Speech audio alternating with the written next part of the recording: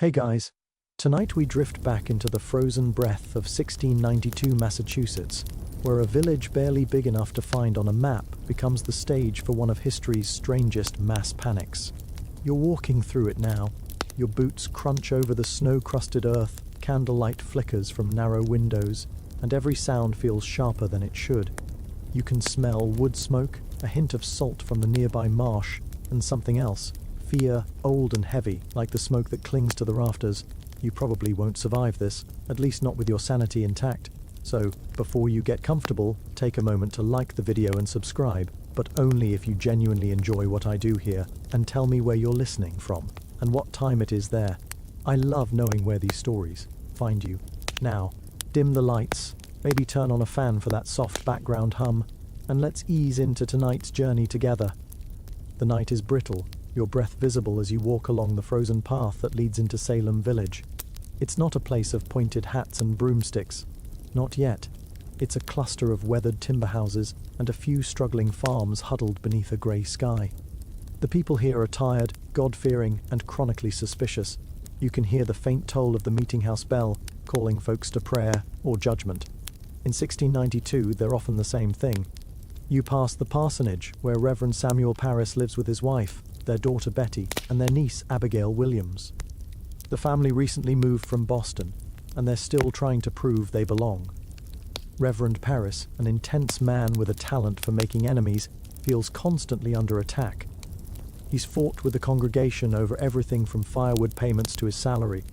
You can almost feel his resentment simmering behind the windows, because it's his house, not the devil's, where the trouble begins.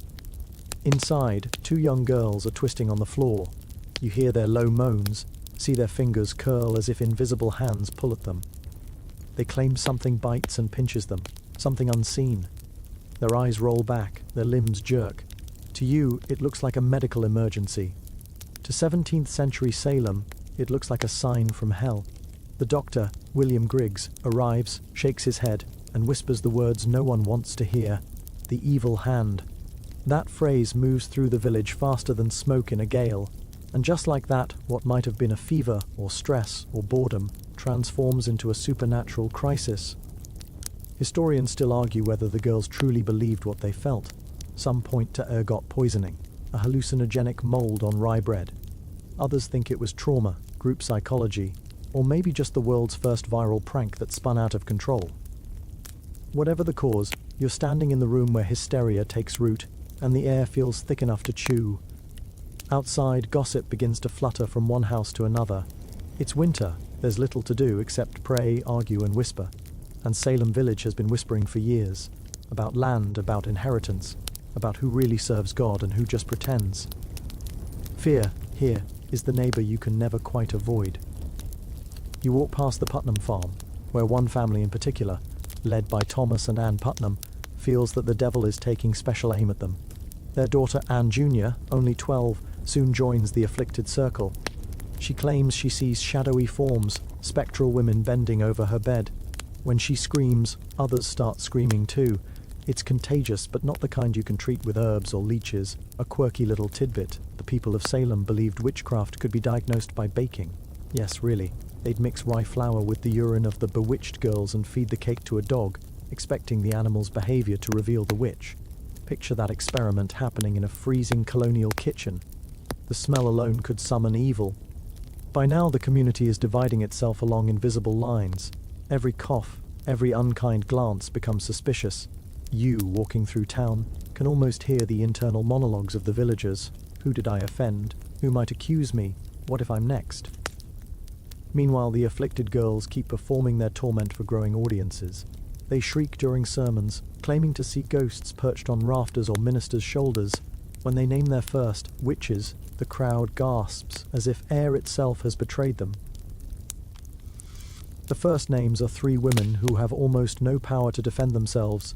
Sarah Good, a homeless beggar with a sharp tongue. Sarah Osborne, who hasn't attended church in months. And Tituba, Reverend Parris's enslaved woman from the Caribbean. You feel the sharp injustice of it.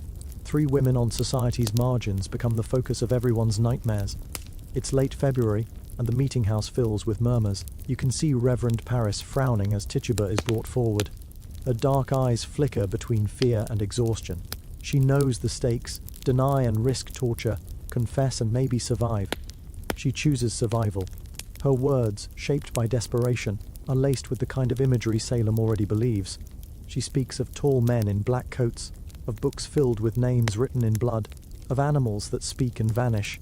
Her confession is gasoline on dry brush. If Tituba has seen the Devil's Book, who else's name might be in it? The villagers now have a story that explains everything, from failing crops to sudden fevers to family feuds. The devil is real and he lives next door. You walk outside into the cold and you can sense the collective heartbeat of the town quicken. Fires glow brighter, voices tremble louder, the line between imagination and evidence dissolves. Historians still argue whether Paris coached Tituba's confession to protect his reputation. After all, having a witch under your roof isn't great PR for a minister already on shaky ground. But once the story is out, he can't control it.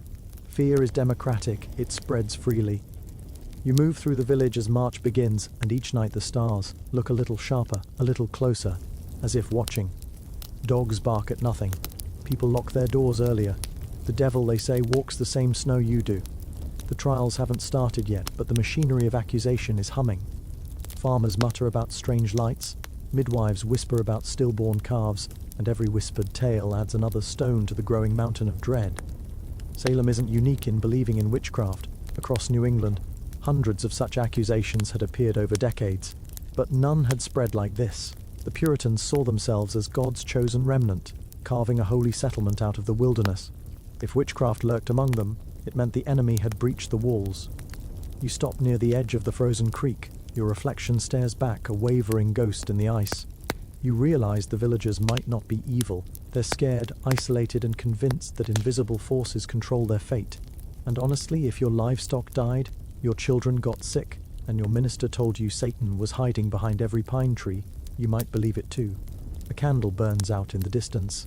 Somewhere, a woman prays. Somewhere else, someone sharpens a quill to write down another accusation. The snow muffles sound, but you can almost hear the tension creak beneath the quiet. And in that silence you start to understand how hysteria feels from the inside. It's not loud. It's slow, whispering, logical in its own strange way. It says, protect yourself, protect your soul, point before they point at you. That's the most chilling truth about Salem. It wasn't a horror movie, it was neighbor versus neighbor, a community trying to save itself by tearing itself apart. You head back toward the parsonage, passing darkened houses where curtains flutter. Inside, fam. Illies kneel and pray, but their prayers sound more like pleas than faith. Somewhere inside your chest, a small, uneasy laugh rises. You remember that joke about Colonial social media? Well, this was it, gossip as the algorithm, fear as the trending topic. Before dawn, Reverend Paris will again call for fasting and prayer. The girls will wake screaming, another name will be whispered, and you'll realize you've just witnessed the match that will light months of madness. The snow begins to melt, revealing the muddy earth beneath. The perfect metaphor, you think, for what's about to happen. The polished image of a pious community will soon dissolve into something raw, sticky, and impossible to wash clean. By now, the air feels heavier, like it remembers what's coming.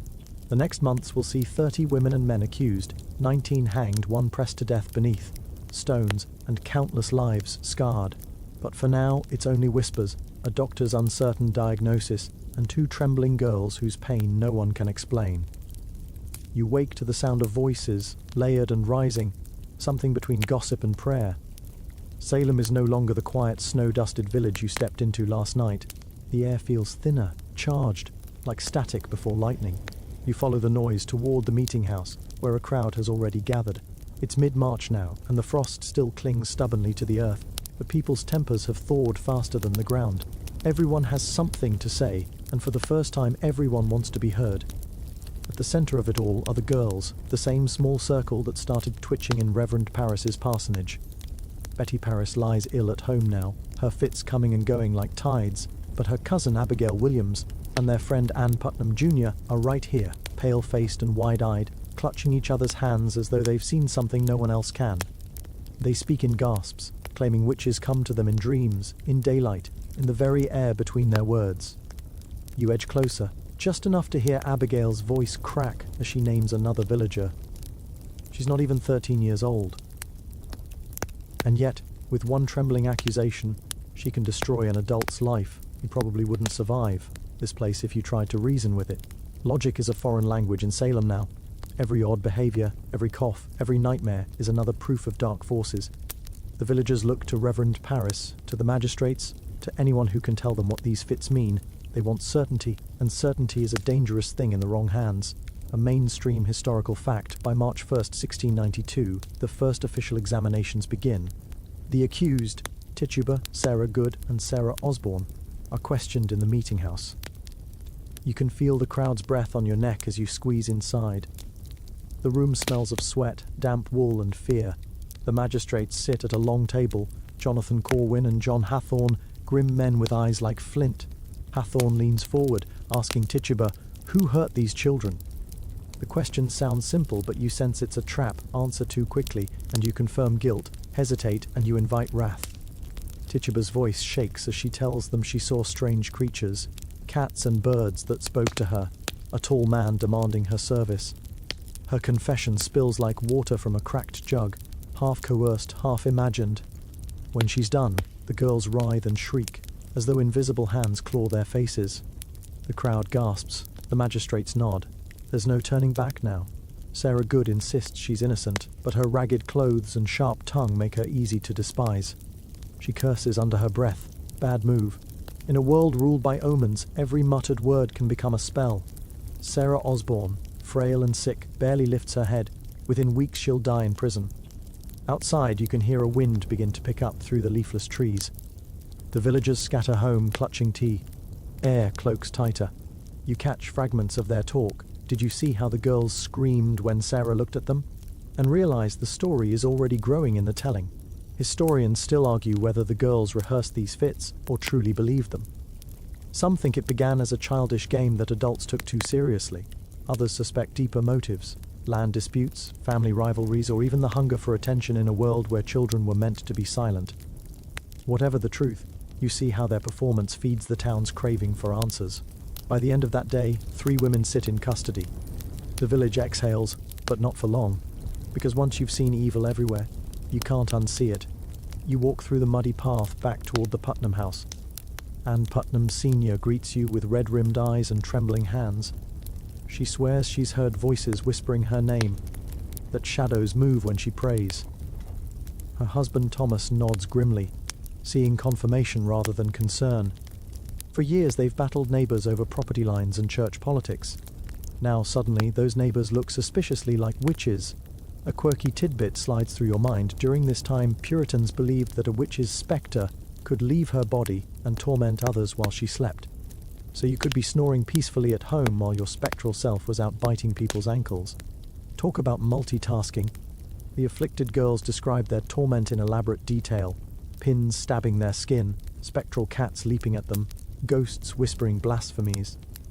The more vivid their stories, the more convinced the adults become. It's theatre, improvised and deadly serious. You pass the parsonage again, and you catch Reverend Paris pacing near the hearth. He's worried, not just about witchcraft, but about his reputation.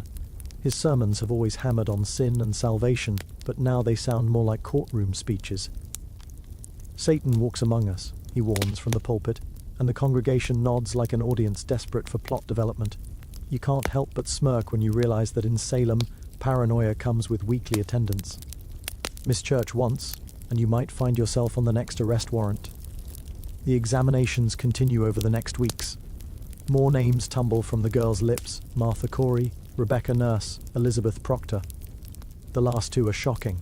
Respected women, pillars of the church. Their arrests prove that no one is safe. You feel the mood shift from curiosity to pure dread. In one session, Martha Corey calmly declares that she doesn't believe in witches. The moment the words leave her mouth, the girls shriek, collapsing in synchrony. It's as if disbelief itself is a crime. You can feel the absurdity building, a runaway play in which every scene outdoes the last. Historians still argue whether the judges truly believed they were saving souls, or simply preserving their own authority. Either way, they begin issuing arrest warrants like raffle tickets. The Salem jail soon fills beyond capacity. Men, women, even a 4-year-old girl accused of witchcraft. You picture her tiny hands clutching prison bars while rats scuttle in the straw. And here's the darkly comic part. Prisoners are expected to pay for their own chains, food and straw bedding. Salem's version of pay to stay. You follow the cart carrying new prisoners to the lockup in Ipswich. The road is rutted and icy, the wheels creak, and every jolt draws groans from the accused. A woman clutches her shawl around her shoulders, muttering prayers that vanish into cold breath. Another stares ahead, lips moving silently, perhaps reciting psalms, perhaps curses. The jail stinks of sweat, mold and fear. You step inside for just a moment, and it feels like walking into a cellar of guilt. Thick air, no light, only whispered prayers. The prisoners talk to one another through cracks in the boards, trading rumors like currency. Some confess, hoping for me. Others hold firm, waiting for justice that will never come. Outside, the townsfolk gossip, bake witch cakes, and speculate on who's next. You catch snippets at the tavern, men discussing dreams of flying pigs, women whispering about black cats that vanish when looked at too long. You try to laugh, but it catches in your throat. The trials aren't formal yet.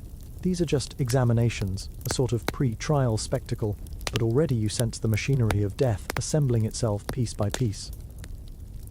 You notice a young minister, Reverend Cotton Mather, visiting from Boston. He's famous, scholarly, the author of a book warning about witches. His presence gives weight to the hysteria. When he nods solemnly during a testimony, the villagers take it as divine confirmation. It's like having a celebrity endorsement for your panic. By April, the snow finally melts, leaving muddy fields and budding trees, and a town trapped in its own nightmare. The girls' circle has grown. More children claim afflictions, more adults start seeing spirits. Salem Village, once worried about harvests and church taxes, now speaks of imps, familiars and spectral cats as casually as the weather. You find yourself walking past a group of children skipping stones across a thawed pond. They sing a new rhyme. Witch, witch, come out tonight. Hide your shadow from the light. It's oddly cheerful, and that's the part that chills you most.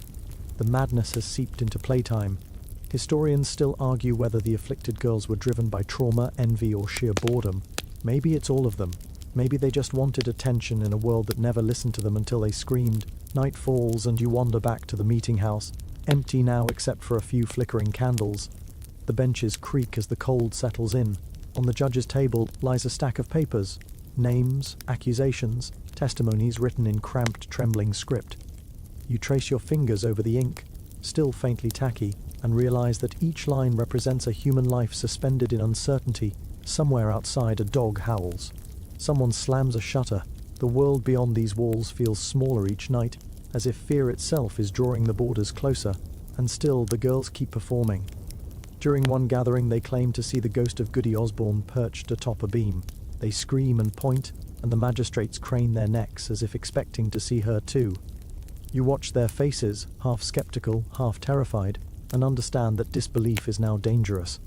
To question the vision is to risk becoming part of it. You step into the cold again, exhaling clouds that vanish into the black sky. Above you, the stars glitter like distant candles, indifferent to all this drama.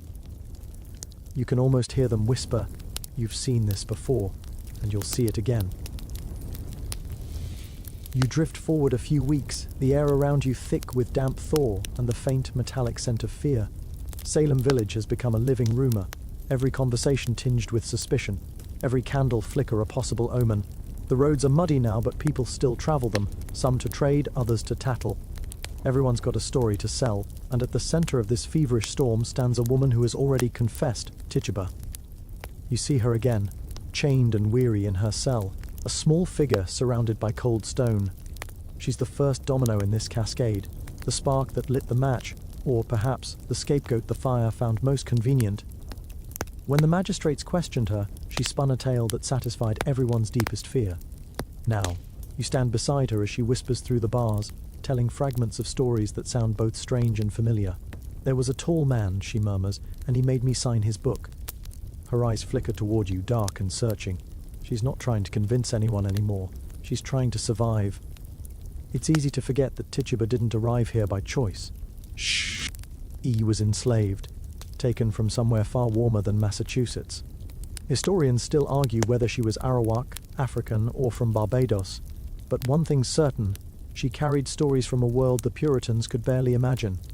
To them, her skin color, her accent, and her folk knowledge made her the perfect vessel for their fears.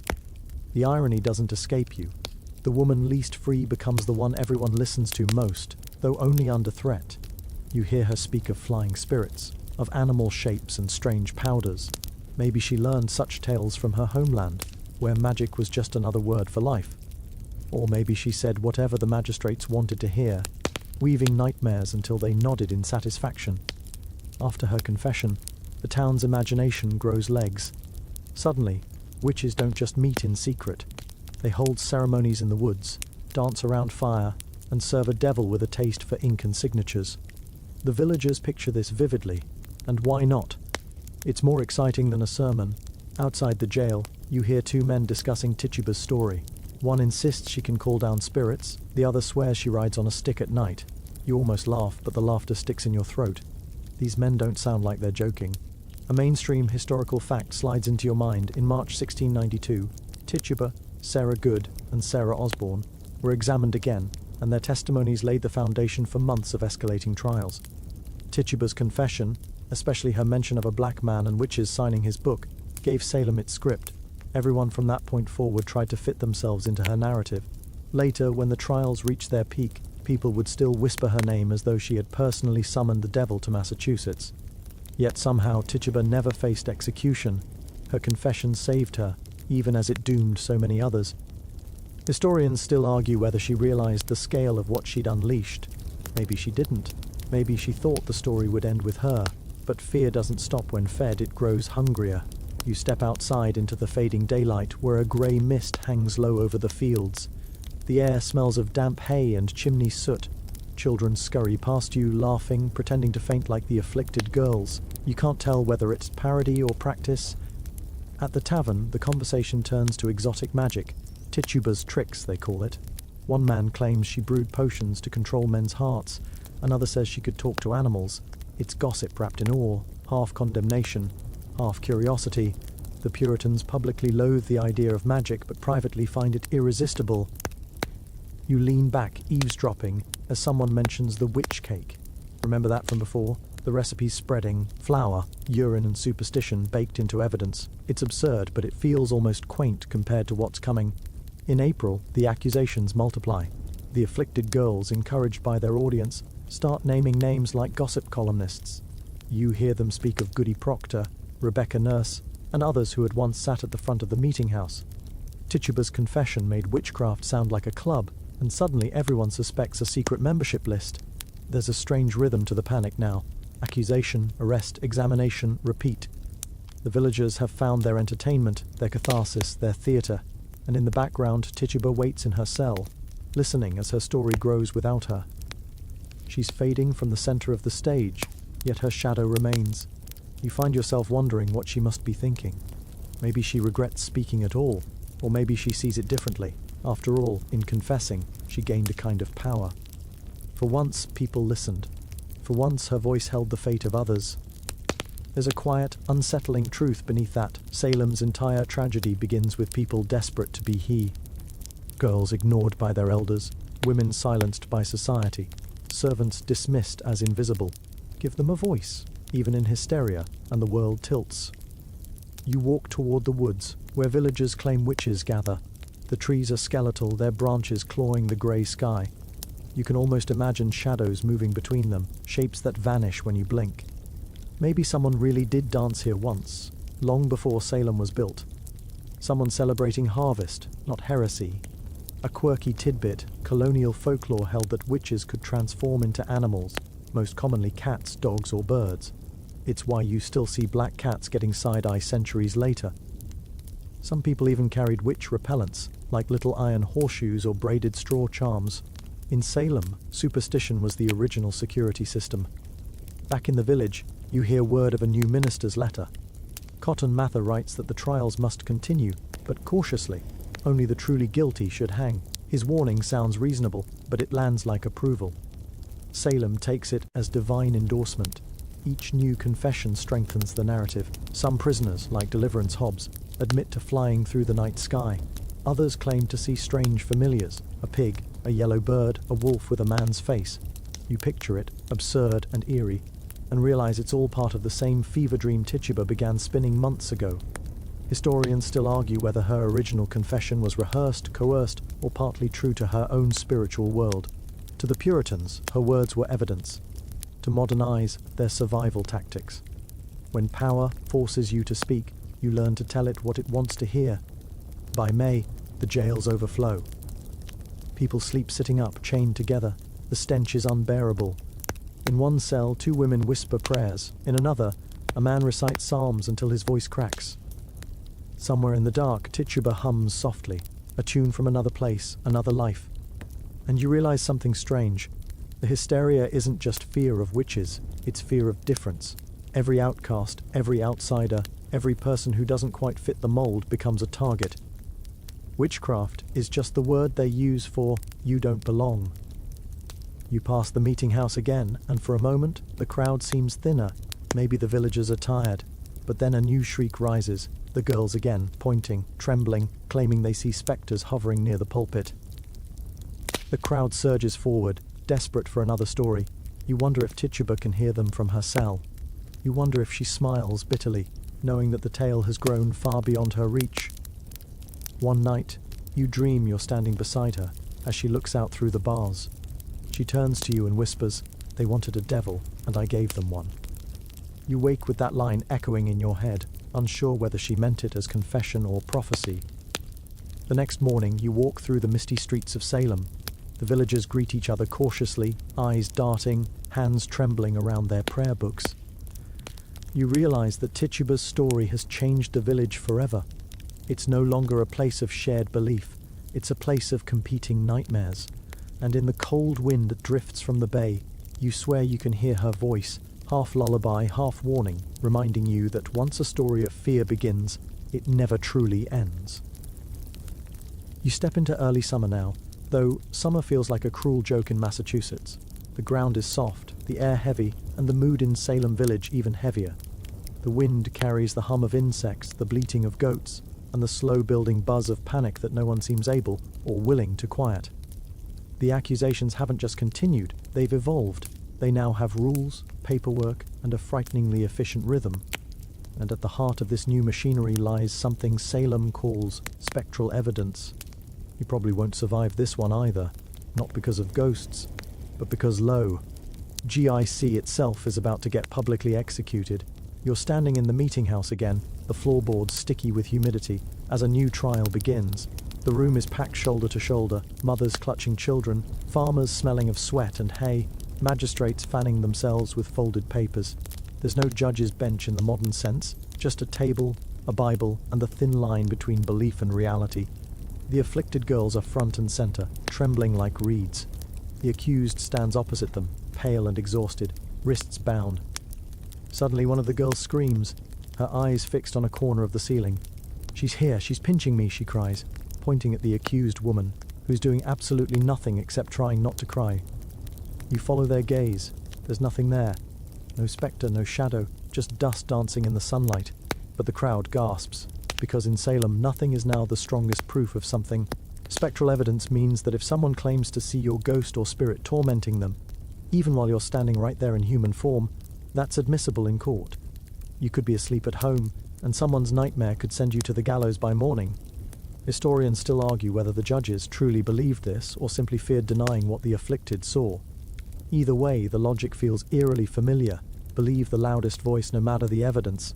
A mainstream historical fact, the Court of Oyer and Terminer, meaning to hear and determine, is established in May 1692 by Governor William Phips. Its judges include figures like Samuel Sewall and John Hathorne, the same Hathorne who grilled Tituba months ago. They're tasked with clearing the docket of witchcraft cases, but instead, they turn suspicion into an assembly line.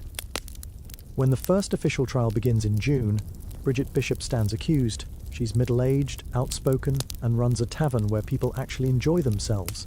An automatic red flag in Puritan New England. You're in the crowd again as she pleads innocence, her voice quivering but firm. The girls scream, convulse, fall to the floor. One claims to see Bishop's ghost sitting on the beam above. Another cries that Bishop's spectre is biting her neck. You glance around, hoping someone else notices how absurd this all is, but everyone's watching the girls, not the accused. The judges nod gravely. "How do you answer these afflictions?" they demand. Bishop shakes her head. "I have no familiarity with the devil," she says. But the moment her words hang in the air, one girl collapses and the room erupts. By day's end, Bridget Bishop is condemned. A week later, she becomes the first person executed in the Salem Witch Trials. You watch as she's led to Gallows Hill, her hands bound, her skirts brushing the dusty grass. The crowd stands in eerie silence, the kind that makes even the wind hold its breath. She prays softly, eyes raised to a sky that doesn't answer. Then the trapdoor falls. You turn away, nausea curling in your stomach. A bird shrieks overhead, cutting the silence. Somewhere behind you, someone mutters, "God's will be done." But you can't help thinking, it looked a lot more like man's will, fueled by man's fear, a quirky tidbit. In early New England, hanging ropes weren't standardized. The executioner often used hemp cord used for livestock, which could snap under pressure. Some spectators came mainly to see if the rope would hold. Even terror had its thrill seekers. After Bridget Bishop's death, something shifts. The villagers don't feel safer, they feel hungrier. Executions, it turns out, don't cure paranoia. They feed it. You stroll through Salem's muddy streets that evening, and you can almost taste the unease in the air. Families whisper over supper, wondering who might be next. The afflicted girls are treated like celebrities now. People bring them food, gifts, attention. Their fits are both feared and fawned over. You pass by N. Putnam Jr. and Abigail Williams sitting near a well, giggling one moment and trembling the next. Their mothers hover nearby, proud and anxious. In a village where children are usually silent, these girls have become powerful, or at least their fear has. And the judges, they sleep soundly, convinced they're purging evil from the colony. Historians still argue whether the use of spectral evidence was a matter of genuine belief or calculated convenience. After all, invisible spirits make excellent witnesses. They never contradict you. The trials continue into July. Each new confession strengthens the pattern, which is confessed to signing the devil's book, attending midnight meetings, and afflicting the innocent. The accused who confess are sometimes spared, those who deny are hanged.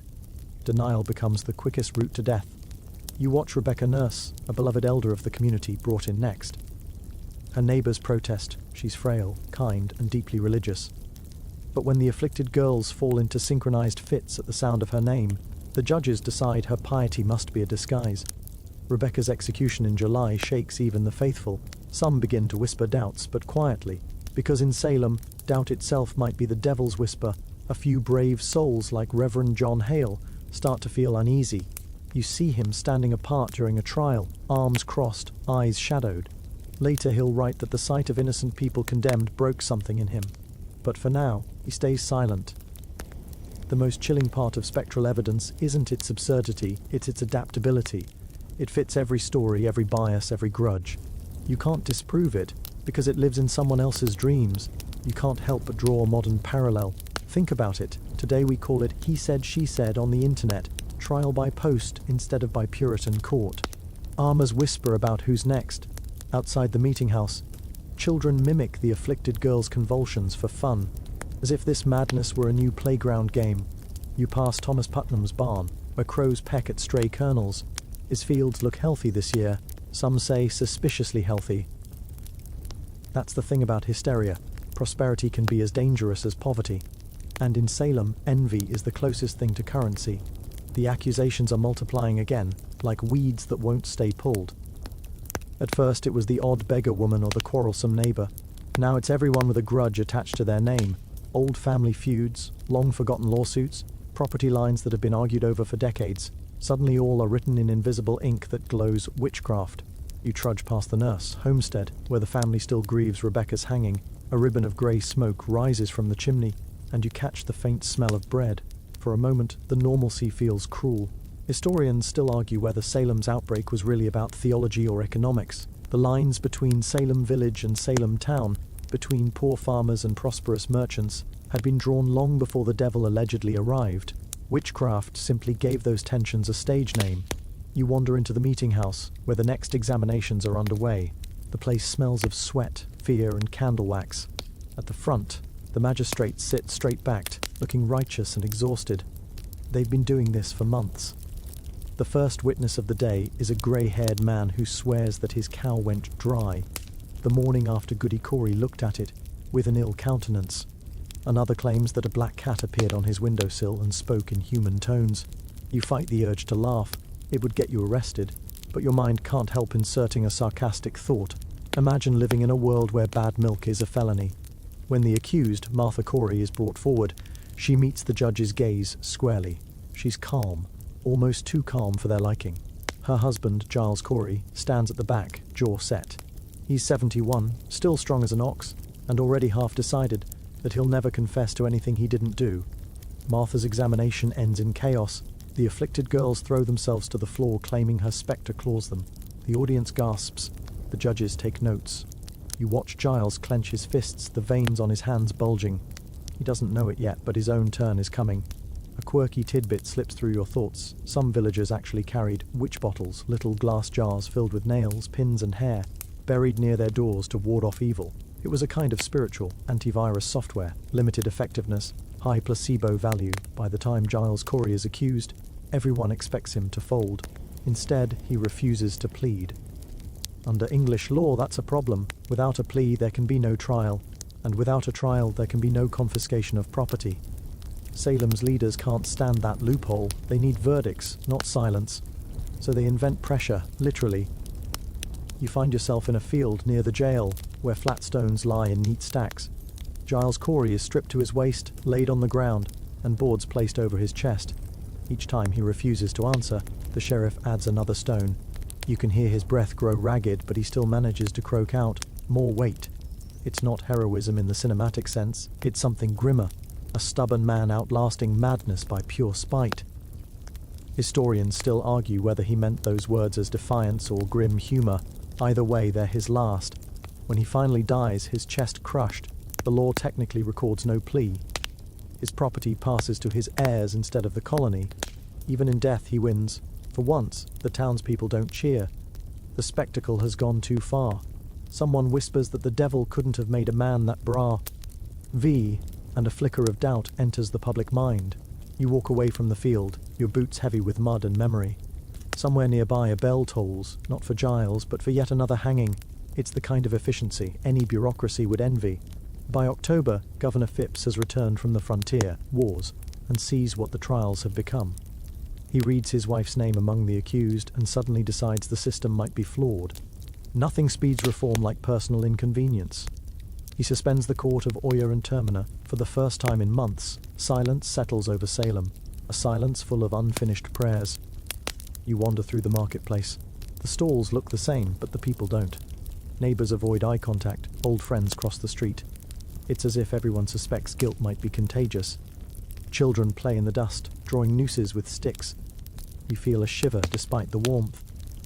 And then you notice something odd. The afflicted girls seem bored. Without trials to perform at, their fits come less often. When no audience gathers, their torments fade like smoke without wind. Historians still argue what that means. Were they acting? Were they ill? Were they caught in a feedback loop of attention and fear? Whatever the cause, the effect is clear. Without believers, the magic evaporates. You stop by the parsonage. Reverend Parris paces in his yard, muttering to himself. His congregation has split.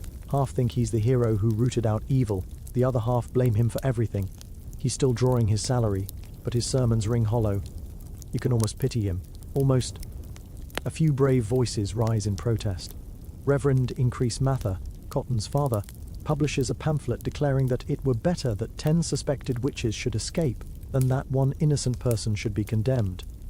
You feel that sentence land like a stone dropped in still water. For the first time, logic ripples outward. Yet even as doubt grows, the scars remain. 20 people are dead, hundreds imprisoned, and dozens of families bankrupt from jail fees. You walk past the jail again, hearing coughs and quiet sobs. The smell of damp straw still clings to everything. A dog barks in the distance, a sound that once might have comforted you. Now it just reminds you of the witch cakes, of Tituba, of how absurd this all began. Remember that flour and urine concoction? Turns out it was the most harmless experiment of the whole affair. You pause at the hill overlooking the village. The autumn leaves are turning gold now, drifting across graves that have no markers. The people buried here are half remembered, half denied. The breeze feels almost apologetic. A farmer passes by, tipping his hat. "They say it's over," he murmurs, "but I still wake hearing their screams." You nod because there's nothing else to say. As night falls, you find yourself back at the tavern. The candles burn low, casting long, shaky shadows on the walls. Someone plays a fiddle quietly, the tune mournful and raw. For the first time in months, laughter returns, but it's brittle, cautious, the kind that cracks if you press too hard. You take a deep breath and realize that the hysteria hasn't ended, it's only changed form. The people of Salem will spend years pretending it was the devil's fault, not theirs. Some will move away, others will rewrite their memories until guilt looks like righteousness. And you, standing at the edge of the dying firelight, know that the true curse of Salem isn't witchcraft, it's certainty. The unshakable belief that you're right, that God is on your side, that fear can be holy if you name it justice. The wind shifts, carrying the smell of the sea. Somewhere in that dark distance, ships creak at anchor, waiting to sail for Boston, or maybe England. You imagine the world beyond Salem, wider, louder, full of its own future witch hunts. Still, healing takes longer than confession. Decades, in fact. Many of the victims' names won't be officially cleared until the 18th century, and a few not until 2001. Yes, really. Historians still argue why it took so long. Shame, politics, or simply the human instinct to look anywhere but inward. You wander through the years as if through falling leaves. Salem becomes a quieter town, but the legend refuses to die. Tourists, well, future tourists, will someday come to buy witch trinkets, sip pumpkin lattes, and post smiling photos near the place where ordinary fear once murdered ordinary people. You can almost see them through the haze of centuries, laughing, oblivious, walking the same cobblestones you tread tonight. The irony isn't lost on you. Salem will become the witch capital of the world by marketing the one thing it never truly had: witches. But back here, in 1693, the survivors don't yet know that. They're too busy trying to plant new crops, rebuild burned friendships, and sleep without dreaming of gallows. You stop by the Nurse family home again. Inside, they're singing a hymn, voices thin but steady. Rebecca's chair remains by the hearth, empty yet somehow still part of the family. A soft joke occurs to you. It's probably too soon, but you can't help thinking, if ghosts really do exist, Salem must be the most crowded place in New England. Outside, night settles early. You walk toward the river, where ice forms in delicate filigree patterns along the edges. The sky is sharp with stars, and you imagine each one as a name: Bridget, Rebecca, Giles, Martha. Small lights burning, because memory refuses to die quietly. In the distance, wolves howl. You realize you haven't heard human laughter without tension in almost a year. When it finally returns, it will sound strange, guilty, like a language relearned. Historians still argue about the real number of lives destroyed. 20 executed, yes, but dozens more driven mad, impoverished, or exiled. The math of hysteria never balances neatly. As you walk back to the village, snow begins to fall heavier, muffling sound, softening edges. The windows glow with lamplight. Smoke curls upward like prayers that don't expect answers. Salem is learning to live with its ghosts, not to banish them, but to keep them quiet. You pause at the edge of the common, listening to the hush. Somewhere behind you, a church bell rings once, then stops. It's not a warning anymore. It's just time passing. The world has already started to move on, but you know that the real lesson of Salem isn't locked in this frozen village. It's waiting in the centuries ahead, where new fears will find new stages.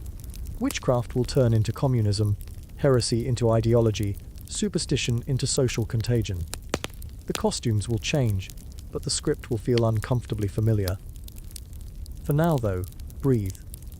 The snow falls thicker, and the last candlelight flickers out. In the darkness, you hear the faint echo of Giles Corey's stubborn voice. More weight. And realize he wasn't just talking about stones. He meant truth, memory, responsibility. All the things a town can only carry once it stops pretending the past was righteous. The years slide forward, like frost melting off a window pane. It's the early 1700s now, and you can almost hear Salem sighing. A long, weary exhale after the storm. You wander through the streets that were once choked with panic and accusation. The houses stand the same, grey and timbered, but their ghosts have changed shape. Fear doesn't shout anymore, it lingers quietly in the corners. The town has split for good. Salem Village, tired of being the poor cousin to Salem Town, officially becomes Danvers. It's an act of bureaucratic self-therapy. New name, same guilt. You walk down the muddy road past the meeting house and can still imagine the courtroom echoes, the shrill cries, the scratching quills recording madness as fact. But the wind has moved on. People rarely mention the trials now, except in whispers. The generation that lived through it is growing old, and their children would rather talk about crops, trade, and the new century's promise. Still, silence is not the same as healing. You can feel it in the way the villagers avoid certain topics, like children tiptoeing around a sleeping bear. You stop at the Nurse family home again. The house is weathered, boards grey and rough as bone. Samuel Nurse, Rebecca's son, greets you at the door. His hair has gone white, but his eyes are steady. He leads you to a small parlour, where a simple wooden chair sits by the fire, the same one his mother used to occupy. He tells you the family still prays for her every night, not because they fear for her soul. They're sure of her innocence, but because they fear forgetting what was done. That's how the devil wins, he says quietly, when we forget. Historians still argue whether the community ever truly repented or merely learned to be polite about its guilt. Across town, Reverend Parris finally resigns his post. Too many parishioners have turned their backs. Too many murmurs follow him through the market. His replacement, the gentler Reverend Joseph Green, takes over and immediately starts the long, dull process of mending fences. He visits the afflicted girls, the bereaved families, the surviving accused, offering words that feel more like bandages than sermons. It helps a little, but some wounds keep reopening. A quirky tidbit: the meeting house benches from the witch trial era were eventually repurposed as firewood and barn planks. Imagine milking your cow on the same wood where people once swore oaths to the devil. Salem's recycling game was darkly efficient. You wander to the cemetery next, where rough stones mark the passing years. None bear the names of the executed. Their families weren't allowed to bury them in consecrated ground. But the townsfolk know who lies where. On certain nights, you see candles flickering by unmarked spots. No one admits to lighting them. Winter gives way to spring, and with it comes a quiet kind of optimism. The colony is growing, trade is expanding, and the horrors of 1692 begin to fade into rumour. You might almost think the story will die here, swallowed by time. But stories like this never stay buried. They ferment. You fast forward through the next few decades, watching from the tree line as Massachusetts transforms. Wooden cottages become brick homes. Trade routes hum with commerce. Yet whenever the conversation turns to justice, someone inevitably mentions Salem. The name has become shorthand for what happens when fear gets dressed in righteousness. Historians still argue when the myth-making began, whether it started with sermons, or gossip, or the first amateur historian scribbling by candlelight.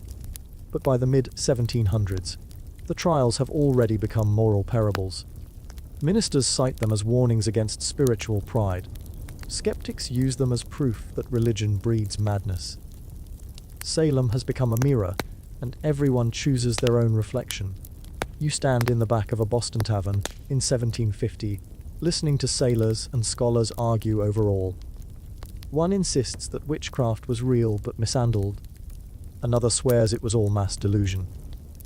The truth, you realize, isn't the point anymore. Salem has evolved from event to cautionary tale. It's strange how quickly horror becomes heritage.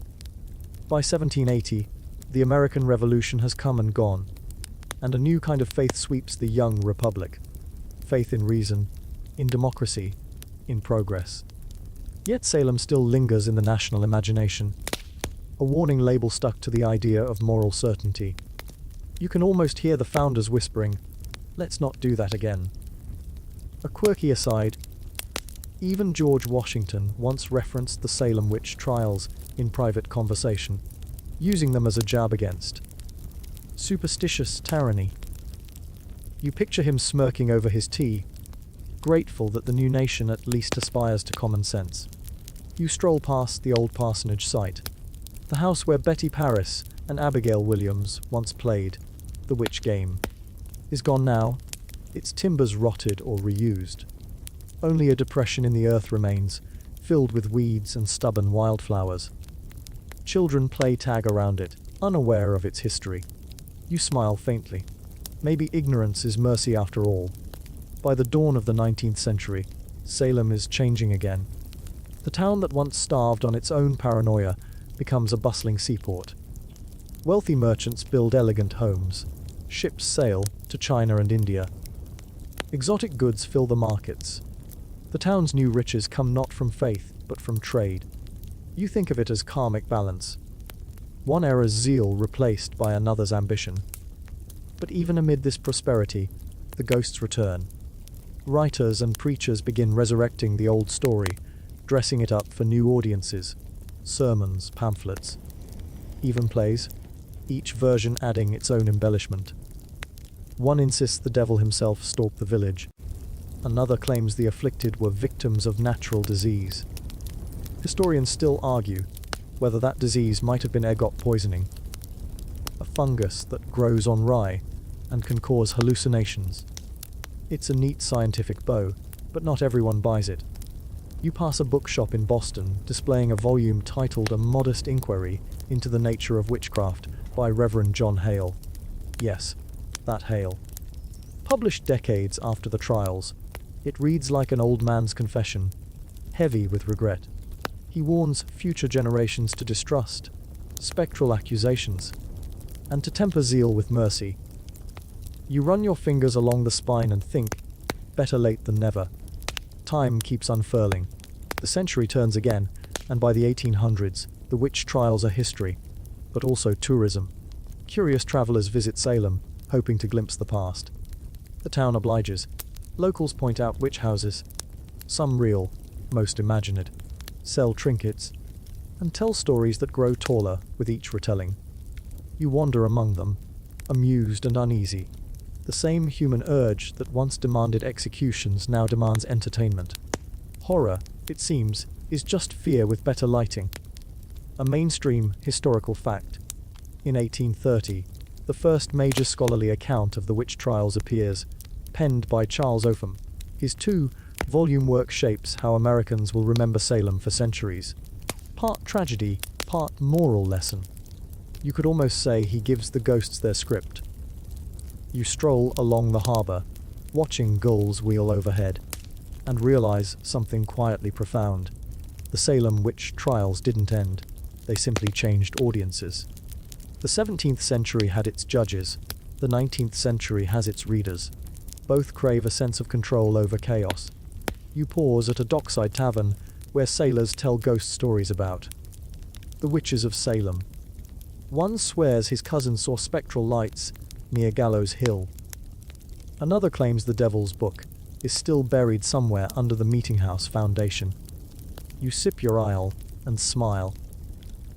People still want to believe in something invisible, preferably something that isn't their own reflection. By the time the century closes, Salem's identity has fused completely with its legend. Witch imagery appears on postcards, store signs, even candy wrappers. It's equal parts irony and inheritance. You picture Rebecca Nurse rolling her eyes from whatever afterlife she occupies. Historians still argue whether this commercialization cheapens the tragedy or keeps it alive. You suspect it does both. Night settles again, and you walk up the same hill where the gallows once stood. It's peaceful now. The city lights below shimmer like scattered candles. Somewhere, a radio in your mind's leap forward hums a jazz tune from a nearby porch. The air smells of salt and lilac. You realize that, in its strange way, Salem has outlived its shame by embracing it. What began as terror has become theater, then tourism, and finally, myth. The story belongs to everyone now, each retelling a spell of its own. You move now into the early 20th century, where smokestacks rise taller than church steeples, and Salem's air smells more of industry than incense. The witch trials are centuries behind you, yet their shadow clings stubbornly to the town's identity like soot on brick. Every generation has retold the story, each one sanding and repainting it for its own fears. And in this new modern age, where faith has given way to factories, the ghosts adapt once more. You walk down Essex Street, boots clacking on cobblestones slick with rain. A streetcar rattles by, sparks bursting at the wires overhead. To your left, a storefront sign in curling gold letters reads Witch City Candles. It's 1906, and even now, the town is learning how to make a living off its nightmares. Salem's become famous again, but not for witchcraft this time. The harbour thrums with trade, and textile mills roar like living beasts. Factory whistles mark the hours now, not church bells. Workers spill into the streets, faces smudged with coal dust, and gossip about wages, strikes, and the occasional ghost sighting near Gallows Hill. You stop near a group of young men laughing, as they share a cigarette. One says he heard a woman's voice, calling his name near the old burial ground. Another swears the wind itself whispered, "Witch?" They chuckle nervously, glancing over their shoulders. Fear still entertains, even when science claims to have chased it away. Historians still argue whether this early 20th century witch city branding was cynical or cathartic. Maybe both. After centuries of guilt, Salem was finally deciding to own its infamy. You duck into a small diner. Formica counters, tin ceiling, the smell of fried dough. The waitress pours you coffee and nods toward a poster tacked on the walls. Salem to centenary coming soon. Commemorating the witchcraft hysteria of 1692. A celebration for a mass tragedy. You raise an eyebrow. The waitress shrugs. "People love a show," she says, and it keeps the town on the map. Outside, the wind moans down the narrow streets, carrying the faint echo of children rehearsing lines for a school play about witches.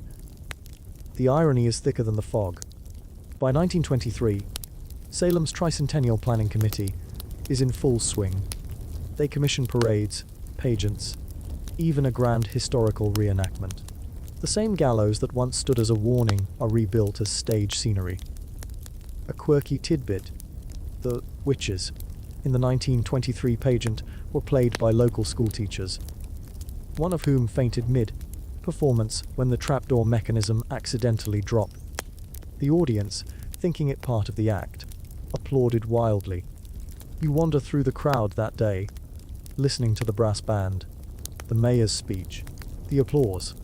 Everyone seems to agree the tragedy is behind us now, yet every cheer feels a little hollow, as if the town is trying to clap away its conscience. Decades roll forward. The Great Depression hits, and Salem's industries falter. But its legend, that business keeps booming. In lean times, people need stories that remind them others once suffered worse. And Salem, ever the entrepreneur of its own infamy, obliges. You pause in front of a 1940s postcard stand. One shows the Witch House, Judge Jonathan Corwin's old residence, painted in eerie moonlight, complete with cartoon bats. The caption reads, "Home of the Hanging Judge." You can almost hear him groan from beyond the grave, not from guilt, but from the misuse of his brand identity. By mid-century, the story of the witch trials begins finding new audiences again. You turn a corner into 1953, where a playwright named Arthur Miller sits in a cramped Manhattan apartment, chain smoking and typing furiously. His new play, The Crucible, uses Salem's hysteria to talk about something very modern McCarthyism. Fear, accusation, moral certainty. Different century, same costume. You watch him pause, rub his temples, and mutter lines to himself. "Because it is my name." He doesn't know it yet, but his words will revive the ghosts more powerfully than any say-ain'ts. When The Crucible premieres, audiences see themselves on that 17th century stage. The courtroom of 1692 becomes a mirror for the hearings of the House, an American Activities Committee. The same language, unholy, unpatriotic, unclean, is back in vogue. Historians still argue whether Miller was writing about politics, faith, or human frailty. Probably all three. Either way, he makes Salem relevant again. You slip into a theater during the play's first run. The audience sits in rapt silence as the actors cry out names, betray friends, plead for reason. When the lights come up, no one claps immediately. They just sit there stunned. Because they've seen this hysteria before, just with better suits and microphones. A quirky joke floats through your mind apparently. Paranoia ages better than fine wine. It just changes labels. By the 1960s, Salem embraces its witch heritage with full capitalist enthusiasm. Shop signs sprout broomsticks and crescent moons. A psychic opens a storefront next to a bakery. Halloween decorations go up earlier every year. The line between history and carnival blurs so completely that even locals stop trying to separate them. You stroll down Essex Street one October evening. The air smells of caramel apples and fog machine mist. Teenagers in witch hats pose for photos near the old Burying Point Cemetery. A man dressed as Cotton Mather sells authentic witch trial souvenirs. You overhear a mother telling her child, "See, sweetie, the witches were the good guys."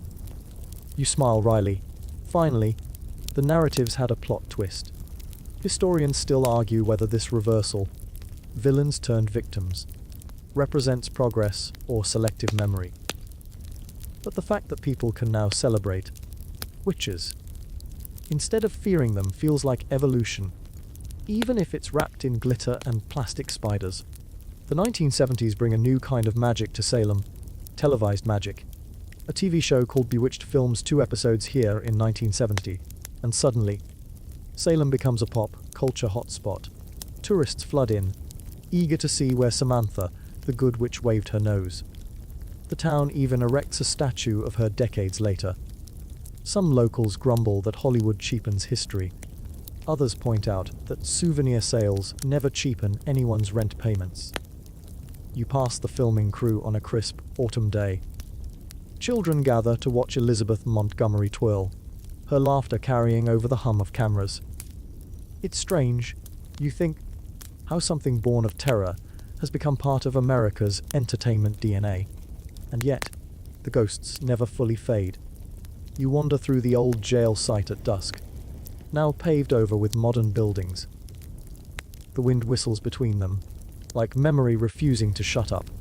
Salem has learned to smile at its trauma, but deep down, the earth still remembers what it buried. By the 1990s, witchcraft itself is having a renaissance. The modern Wicca movement finds a spiritual home here. Pagans, witches, and mystics open shops, host rituals, and turn the town's old shame into a sanctuary. What once condemned now empowers. You attend one of their nighttime gatherings on the common. A circle of people, men and women, young and old, stand hand in hand, chanting under the full moon. No fear, no accusation, just quiet reverence. Candles flicker against smiling faces. For the first time in centuries, the word witch sounds like freedom, not crime. A quirky tidbit in 1992. The city dedicates a memorial to the victims of the witch trials. Each stone bench bears a name and date of execution. During the ceremony, a light rain falls, soft, persistent, almost cleansing. Some say it was coincidence. Others call it absolution. Historians, of course, still argue. You walk among the stones that night, fingertips brushing the carved names.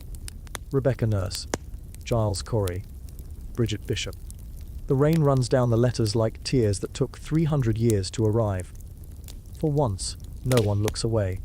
Salem has learned something rare: how to turn guilt into culture, pain into pilgrimage, fear into fascination. It's messy, but it's progress. As the 21st century dawns, Halloween becomes the town's unofficial New Year. Every October, Streets fill with costumed revelers, street performers, and ghost tours. You stroll through the crowd. Vampires chatting with pilgrims, witches posing with tourists from Tokyo. Laughter echoes off old brick. You can almost believe the town has finally forgiven itself.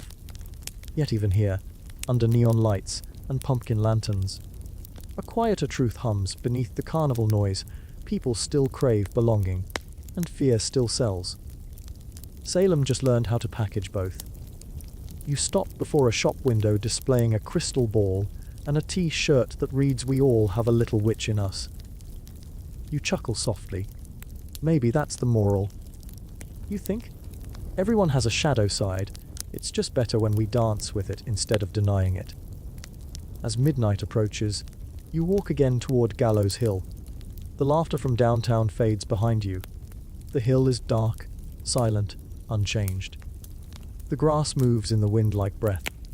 You close your eyes and listen. There's no anger now, no wailing. Just the faint rustle of forgiveness trying to settle in. For 3 centuries, Salem's story has been rewritten, rebranded, and resold. But beneath all the versions, the sermons, the plays, the parades, remains one small, stubborn truth: fear is only ever as powerful as the silence that feeds it. You wake in the 21st century, and Salem hums with neon lights, tour buses, and the chatter of selfie sticks. The streets are no longer filled with accusation, nor the constant tension of spectral evidence. Instead, they vibrate with commerce, curiosity, and the eternal thrill of novelty. The ghosts of 1692 are still here, but now they've learned how to smile, how to haunt without harm, how to linger in stories instead of bodies. The town has learned a strange duality. It celebrates the witch trials while profiting from them, teaches history while turning it into theatre. You walk along Essex Street, past shops with signs like Broomsticks and Beyond, Wicked Wares, and Salem's Witch Emporium. Tourists snap photos of each other in front of cartoonish witches, laughing at costumes that are decades removed from terror. You wonder if this is the ultimate revenge of history. Horrors reshaped as amusement, fear rebranded as fascination. You pass a group of teenagers, faces painted with fake scars, fake blood, and glitter. They're laughing, swapping stories of supposed hauntings they've read online. The original hysteria would have devoured them alive. Now, it's a Snapchat filter. Historians still argue whether commercialization diminishes the lessons of Salem or ensures they endure. You watch a school tour approach the old Burying Point Cemetery. Children peer over low fences at the modest gravestones, parents snapping photos. One boy whispers to his friend, "Imagine people dying just for looking at a cow wrong." The other laughs nervously, unsure if he should find it funny or horrifying. You nod internally. That mix of amusement and horror is Salem's legacy. The city is quiet at night, though. You walk down cobblestone alleys where lamps cast pools of amber light. Somewhere in the distance, a bell rings softly, almost like an echo of centuries-old warnings. You can feel it in your chest, a reminder that stories endure not just in books or plaques, but in the air, in the rhythm of streets, in the subtle sway of history beneath your feet. A quirky tidbit some modern psychics in Salem claim to communicate with: the energy of the accused witches. They offer readings, tours, and seances. Skeptics call it charlatanry, historians call it folklore, and you just call it another way the town keeps talking to the past. You stroll toward Gallows Hill, now a park with walking trails, interpretive signs, and benches for reflection. The place is serene, the grass soft, the trees casting long shadows under a waxing moon. Here, at the highest point in the town, you sense the gravity of what once occurred. The hysteria, the executions, the ruin. You remember the names Bridget Bishop, Rebecca Nurse, Giles Corey, Martha Corey, and the countless others who suffered because belief overtook reason. The wind rustles leaves, as if carrying whispered apologies from the past. You pause by a simple memorial, stones, etched with the victims' names. A soft drizzle begins, droplets pattering gently on the memorial. You imagine the families, centuries ago, praying for justice that wouldn't come in their lifetimes. Now, finally, it's here.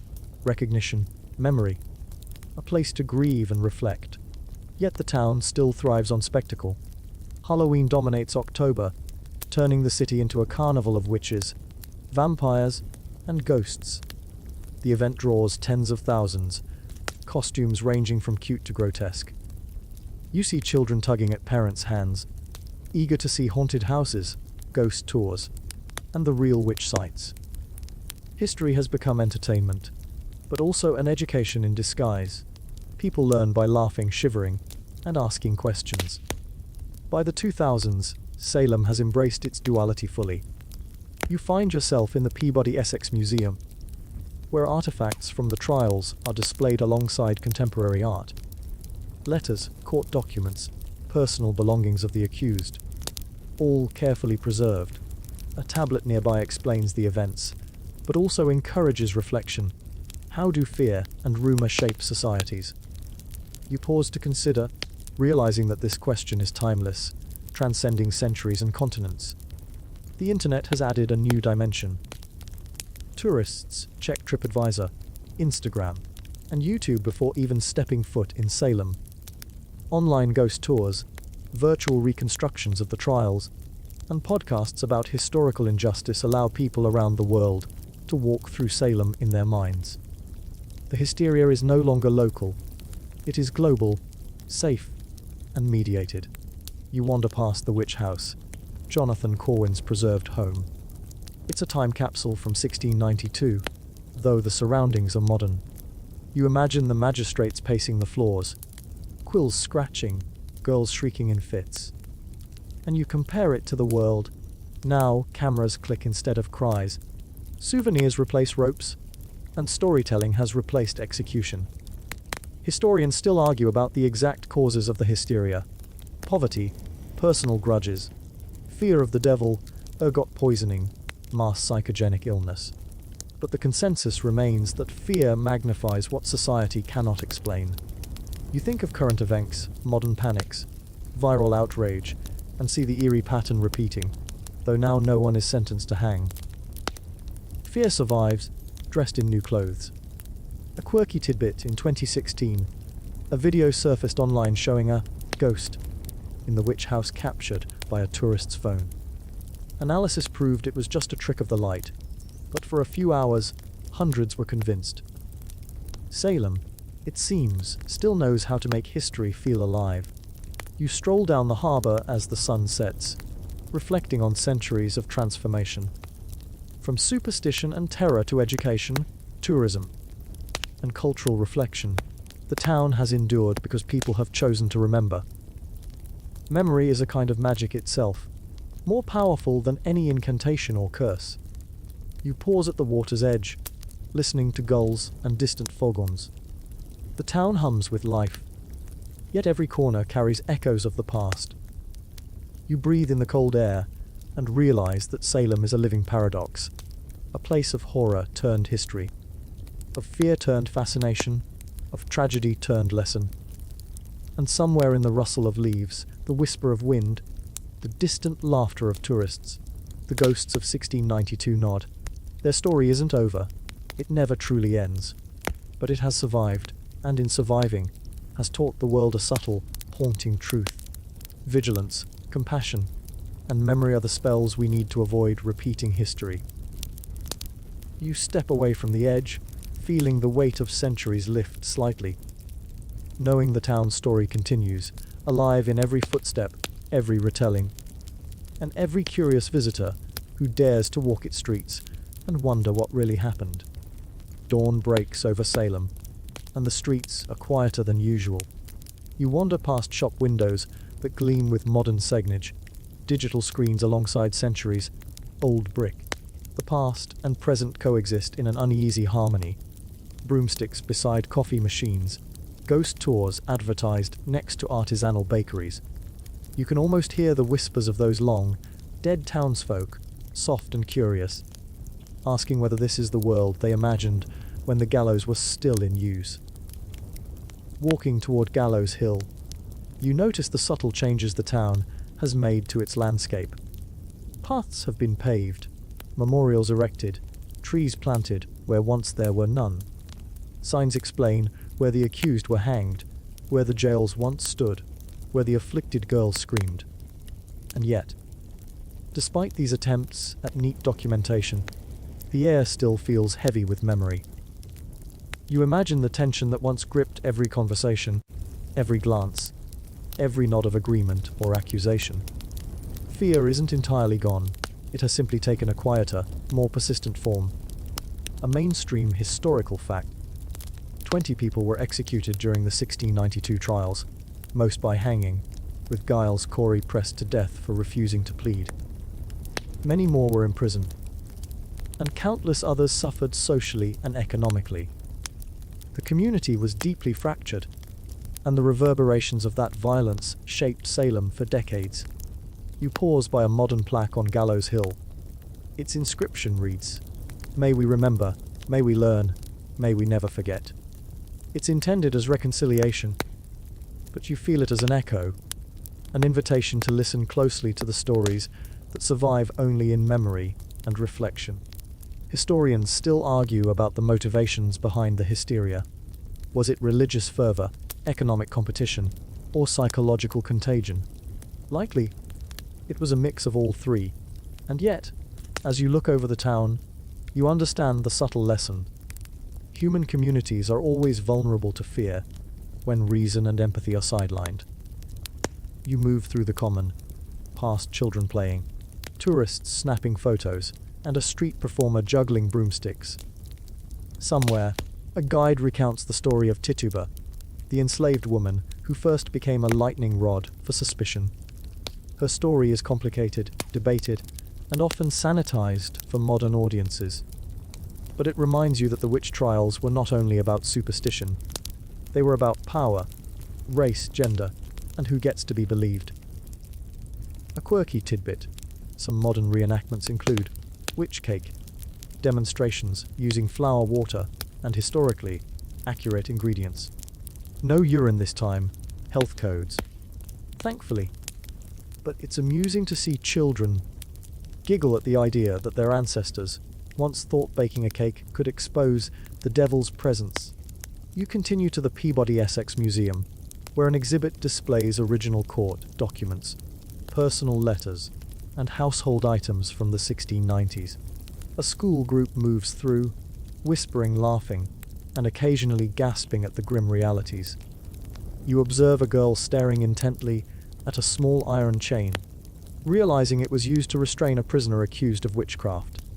Her eyes widen in recognition, fear, fascination, empathy, all at once. Modern Salem has learned to teach history with nuance, but it's not without tension. Halloween festivals draw massive crowds, while serious historians and educators work to preserve the truth behind the spectacle. The town dances between amusement and reflection, sometimes awkwardly, but persistently. You see a man photographing the witch house, while simultaneously checking his phone for the next ghost tour. It's an age-old tension between curiosity and distraction. You pause at the site where Giles Corey was pressed. A simple stone marks the spot, etched with his name and a note of his defiance.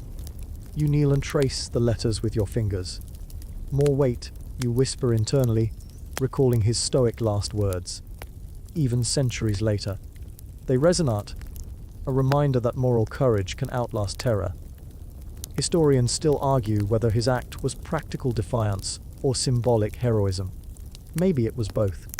Either way, it has become a touchstone, not just for Salem, but for anyone who values conscience over convenience. You stroll along the harbor, listening to gulls and waves, imagining the 17th century ships that brought trade, news, and rumors. The same harbor that once echoed with whispers of witchcraft now hums with commerce and tourism. Yet the undercurrent of memory remains. The wind seems to carry faint echoes of names you know too well: Bridget Bishop, Elizabeth, Howe, Susanna Martin. You whisper them quietly. as if speaking aloud might honor them further. A quirky modern note. Salem hosts an annual Haunted Happenings festival that attracts over 100,000 visitors every October. The streets teem with costumed revelers, vendors, and performers. It's part carnival, part history lesson, part pop culture. The blend is chaotic, but strangely fitting. Salem has always been a place where fear and fascination collide. As the sun sets, the city lights shimmer on the water, reflecting both the present and the shadows of the past.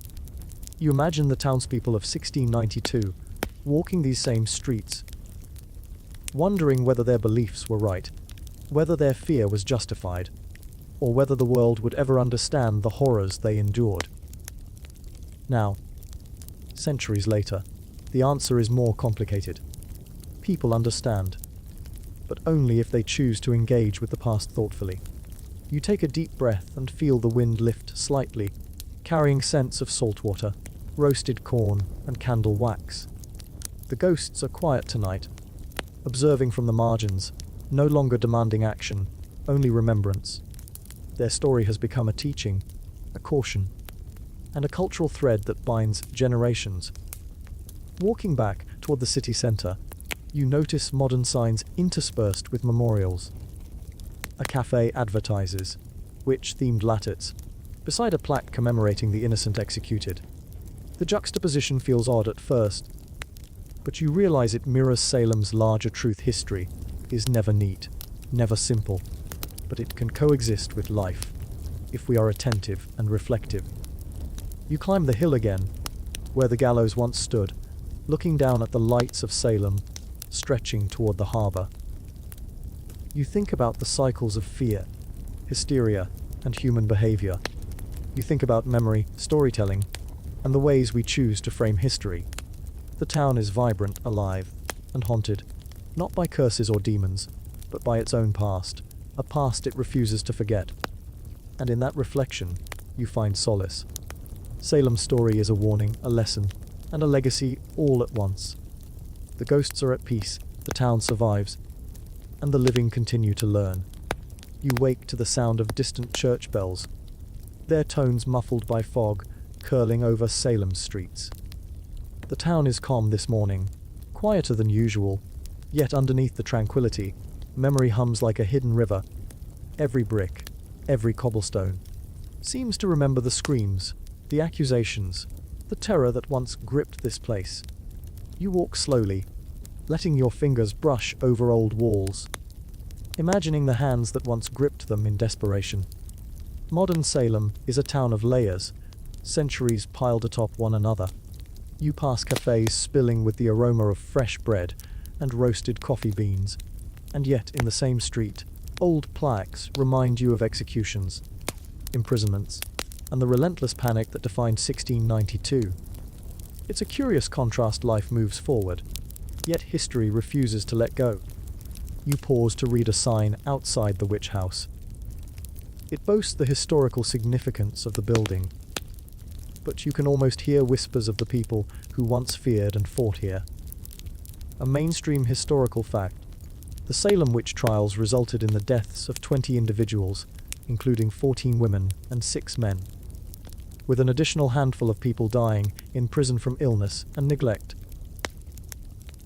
These numbers are small in comparison to modern conflicts, yet the social impact was enormous, fracturing communities and shattering trust. The legacy lingers far beyond those simple statistics. You wander through a small park where children play on swings, laughter bouncing through the crisp air. Nearby, a tour guide narrates stories to a group of visitors, their voices carrying tales of Abigail Williams and Tituba, of spectral evidence and spectral fear. You overhear someone ask whether any real witches are left. The guide smiles, vague, and says, "Depends on who you ask." You chuckle quietly.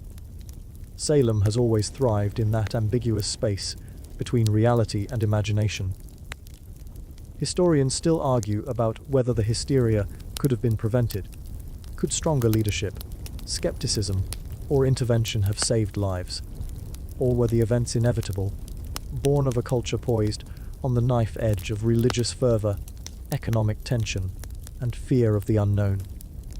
You feel the weight of that question pressing on you as you move through the foggy streets. You stop at the memorial dedicated to the victims, a simple, circular space where names are etched into stone, each accompanied by a date. You kneel and trace the letters of Bridget Bishop, imagining her courage and the fear that surrounded her. Somewhere behind you, footsteps crunch over cobblestone, tourists following audio guides, their voices distant and polite. The irony isn't lost. Salem has become a town that profits from horror while honoring it.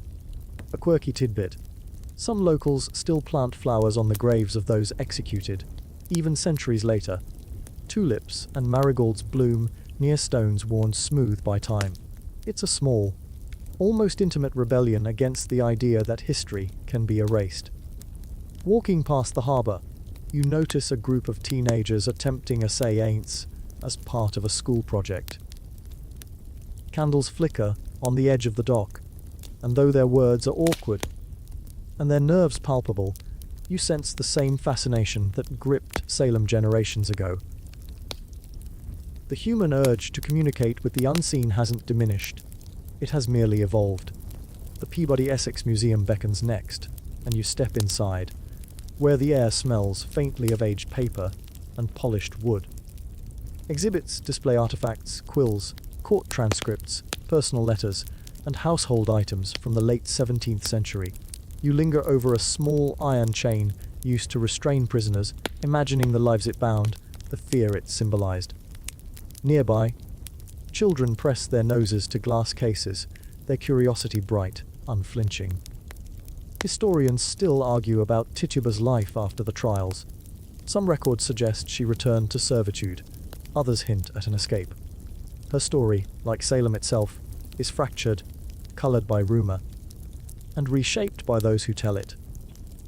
You think of the countless other voices erased from the historical record, wondering what their stories might have revealed. You step outside again, into a world of bustling streets, neon signs, and distant foghorns. It's October, and Halloween decorations blanket every corner. Costumed revelers fill the sidewalks. Witches, vampires, goblins. The past has been turned into a festival, and yet the festival retains a shadow, a quiet echo of reality hidden beneath the glitter and laughter. A quirky observation during peak Halloween. Even locals struggle to distinguish between tourists and fellow residents in costume. You imagine the original townsfolk watching this chaos from the beyond, shaking their heads at the spectacle that grew from their fear and suffering. You climb Gallows Hill once more, pausing at the memorial stones, letting the wind whip through your hair. From this vantage point, the city stretches out beneath you, the harbour glistening, the streets winding, the lights twinkling. The ghosts of the past feel closer here, not as malevolent spirits, but as lingering memories. Reminders of what human fear can accomplish, and what courage can endure. A mainstream fact revisited after the trials, families petitioned for restitution. Some received small financial compensation, most simply returned to their lives, scarred and cautious. Salem itself slowly rebuilt, demonstrating that a community could survive moral catastrophe while learning lessons that would echo for centuries. You notice a small plaque that commemorates the tricentennial of the trials, placed by the city in 1992. It reads in honor of those accused and executed, whose suffering teaches us vigilance, compassion, and justice. The words feel weighty and solemn, yet you can't help but feel the quiet resilience embedded in them. Salem has survived, adapted, and turned trauma into remembrance. As night falls, you wander through empty streets. Fog drifts across lamplight, curling around corners. The modern city is asleep, but the air is thick with history. You imagine the families who once waited for news of the condemned, their hearts pounding with fear, their prayers unanswered. That anxiety, that raw humanity, still whispers through the streets if you listen closely. A quirky tidbit in modern Salem. Local theatre groups perform reenactments of the trials, complete with actors playing both the accused and the accusers. Audiences are encouraged to discuss moral choices, justice, and hysteria afterward. It's a rare example of education merging seamlessly with performance, and it ensures the lessons of the past remain alive. You pause near the harbour again, listening to gulls and distant ship horns. Reflection deepens, and you recognize the enduring lessons. Fear can be contagious, destructive, and seductive, but remembrance, storytelling, and compassion can outlast it. The ghosts of Salem are no longer waiting to accuse. They are waiting for us to learn. Walking back toward the city, the lights of modern Salem shimmer like tiny stars, reflections in the harbor water. You sense the delicate balance the town has achieved, honoring the past while embracing the present, recognizing terror while allowing curiosity to flourish. The legacy is complicated, but it is alive. And as you step onto the final stretch toward the heart of the town, you whisper the names of the victims once more, letting the syllables carry on the wind. Their story is still here. It always will be. The night air is damp as you stroll down Salem's historic streets, carrying the echoes of centuries with every step. Even though the modern city thrives with cafes, bookstores, and souvenir shops, there's a subtle tension beneath the bustle, a reminder that the town's history refuses to be buried completely. Streetlights glint off cobblestones, slick with rain, and you imagine how different this place must have looked centuries ago. How fear would have thickened the fog. How suspicion would have hung heavier than any mist. You pause at the witch house, the preserved home of Judge Jonathan Corwin. Its timbered walls seem almost alive, whispering stories of interrogations, secret meetings, and whispered accusations. Today, tourists peer through its windows, cameras raised. They smile at imagined horrors, unaware of the weight the walls have borne. You touch the weathered wood and think about the paradox of this city, a place where horror became history and history became spectacle. A mainstream historical fact, Reverend Samuel Parris, whose daughter and niece first exhibited the afflictions that sparked the trials, continued his ministry after the hysteria, though his reputation never fully recovered. Many families in Salem bore scars, emotional, social, and financial, that would echo for generations. Walking toward the harbor, you notice a young couple photographing themselves with the statue of Samantha from Bewitched in the background. You smirk. Modern Salem has a curious way of blending fact, fiction, and nostalgia.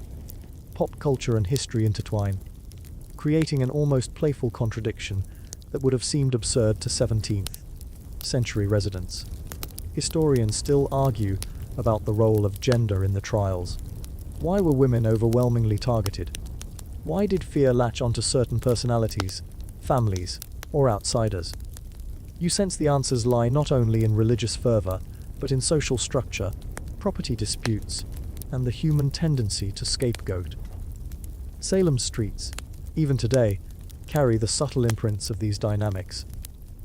You cross the common, now a park of manicured lawns and interpretive signs, and imagine children running here long ago, their laughter mingled with terror as neighbors whispered accusations. You watch a group of tourists being led through a guided walking tour, their ears filled with tales of Abigail Williams, Tituba, and Giles Corey. The tour guide, with a calm but engaging tone, describes events as a mixture of fact and folklore. You realize that storytelling has become the town's lifeline, its way of reconciling pride, guilt, and memory. A quirky tidbit: some modern Salem traditions include witch-themed yoga classes and meditation circles, capitalizing on the town's mystical reputation. You smile, imagining a long-ago villager trying to reconcile physical stretches with spirits of vengeance. You walk past a historical marker detailing the jails where the accused were held. You remember the winter of 1692, when prisoners shivered in damp cells, sometimes starving, often ill, waiting for the court to either condemn or release them. Today, a plaque commemorates their suffering, but the surrounding streets are alive with cafes and gift shops. Time has softened, commercialized, and reframed the narrative, yet the weight of memory remains. In the museum, you linger before letters penned by the accused and their families. The ink has faded, but the desperation, hope, and courage remain palpable. You read phrases that capture fear, endurance, and defiance, realizing that even centuries later, human emotion transcends time. You notice how some letters plead for restitution, while others attempt to explain innocence to skeptical authorities. Their words speak across centuries, reminding you that while laws and societies change, human vulnerability remains constant. Historians still argue whether the trials were entirely a product of fear, economic tension, or religious dogma. Probably, they were a mix of all three. The lesson remains: hysteria thrives where reason is abandoned, and communities must actively preserve empathy to survive moral crises. You step outside again as twilight descends. The harbour reflects orange and purple skies, and gulls circle overhead, their cries blending with distant foghorns. You pause on a bridge, looking down at the water, imagining the ships that once carried trade and rumours, fear and relief. History is fluid here, like the tide, rising and receding, leaving memories scattered like driftwood. A quirky modern fact: Salem hosts ghost-themed escape rooms, where participants solve puzzles inspired by the trials. While purely entertainment, the game subtly teaches about fear, logic, and collaboration, an interactive reflection of the very human vulnerabilities that doomed so many in 1692. You wander back toward Gallows Hill, now a serene park, and think about those who were executed: the brave, the innocent, the accused who never returned home. The memorial stones shine faintly in the moonlight, each one a silent testament to lives interrupted, families shattered, and communities transformed. You take a deep breath and feel the wind carry the ghosts' stories. They are no longer here to accuse, only to remind of courage, of injustice, of the human cost of fear. Salem has survived because it remembered, because it transformed horror into reflection, because it turned tragedy into a narrative that educates, warns, and inspires. A mainstream fact revisited, Giles Corey's last words, "More weight," symbolize resistance to tyranny and the refusal to be silenced, serving as a moral lesson for centuries of visitors. You whisper them softly, as if passing along a torch, honoring defiance and conscience. Walking down to the city centre, lights shimmer on the harbour, tourists chatter, and street performers entertain. The town's modern vibrancy exists in harmony with its dark past, proof that memory, while persistent, can coexist with life, commerce, and celebration. You understand, finally, that Salem is alive precisely because it hasn't forgotten. Precisely because it has learned to integrate history with the rhythms of the present. The wind shifts slightly, carrying the faint sound of distant music, laughter, and soft whispers. You pause, closing your eyes, letting the centuries of memory and survival settle around you. The story of Salem, its fear, courage, tragedy, and redemption, continues, alive in the streets, in the people, and in the enduring spirit of remembrance. You rise early in Salem, the air crisp and scented faintly with salt and fallen leaves. The city is quiet, except for the occasional honk of a car, or the distant laughter of tourists already wandering historic streets. You walk past the witch house, its dark timbered walls standing against the morning sky. Inside, guides prepare for another day of visitors eager to glimpse the past, unaware that the house once echoed with fear, uncertainty, and whispered accusations. You can almost hear the distant scratch of quills and the muffled sobs of families waiting outside for news that would never come. Modern Salem is a city of stories, layered and interwoven. Every building, every street corner holds a narrative fragment, some true, some exaggerated, some mythologized. Walking down Essex Street, you see cafes advertising witch lattes, alongside historical markers noting where the accused were jailed.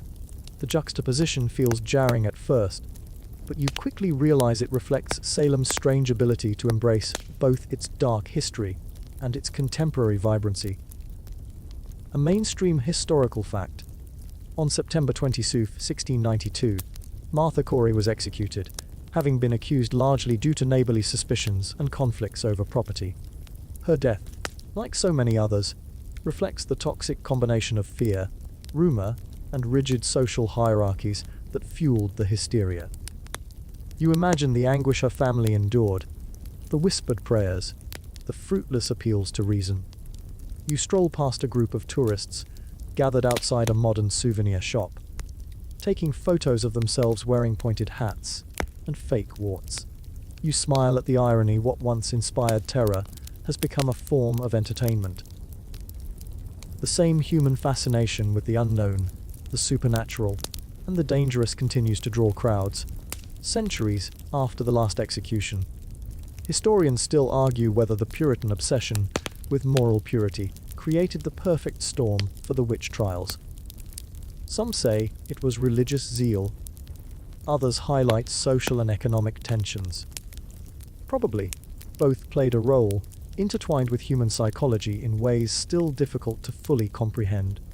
You move to the Peabody Essex Museum, where exhibits juxtapose artifacts from the trials, quills, ledgers, chains, with contemporary art inspired by witchcraft, feminism, and mysticism.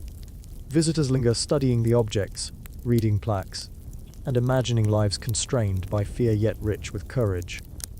Children press their noses to glass cases, curious and unafraid, a reminder that knowledge can transform horror into understanding.